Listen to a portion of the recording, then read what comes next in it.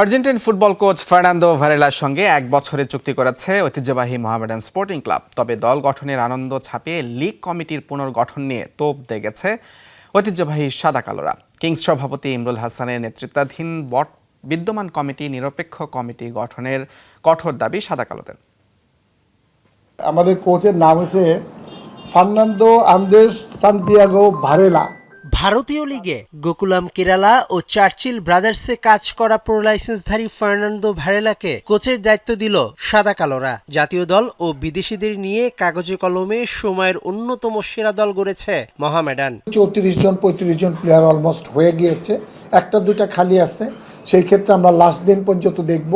Coach ঘোষণার দিনেই লীগ কমিটির পুনর্গঠন নিয়ে তোপ দেগেছে মোহামেডান। কিংস সভাপতি ইমরুল হাসানের নেতৃত্বাধীন বিদ্যমান কমিটি বাতিল করে সব ক্লাবের প্রতিনিধিত্বে নিরপেক্ষ কমিটি গঠনের কঠোর দাবি পুনর্ব্যক্ত করেছে ক্লাব কর্তৃপক্ষ। আমরা চাই একটা নিরপেক্ষ লীগ কমিটি, যেটা অধীনে খেলাগুলি হোক এবং স্বচ্ছতা থাকুক। সে লক্ষ্যে আমরা বলছি, ওনারা এটাতে কনভিন্স হয়েছে। কালকে ওনারা বলছে দ্রুততম সময়ের মধ্যে এটাকে ভেঙে নতুনভাবে করবে এবং ক্লাবের প্রতিনিধিত্ব থাকতে হবে।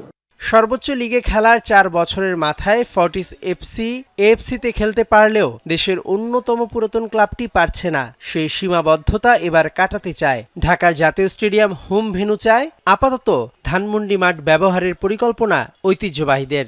মোহামেডান ক্লাব একটা ভালো দল গঠন করছে রেজাল্টের জন্য, এবং এই রেজাল্টটা ধরে রাখার জন্য ক্লাব কর্তৃপক্ষ যতটা সহযোগিতা করেছে, আমাদের খেলোয়াড়দের কাছ থেকে কিন্তু সেই সহযোগিতা থাকতে হবে। 25 আগস্ট ফেডারেশন কাপ, 28 আগস্ট ঘরোয়া ফুটবল লীগ শুরুর সূচি। তবে অনেক ক্লাব দলবদল ও ক্লাব লাইসেন্সিং ইস্যুতে অক্টোবরে লীগ শুরুর দাবি জানান। মেহেদি নাইম, যমুনা স্পোর্টস, ঢাকা।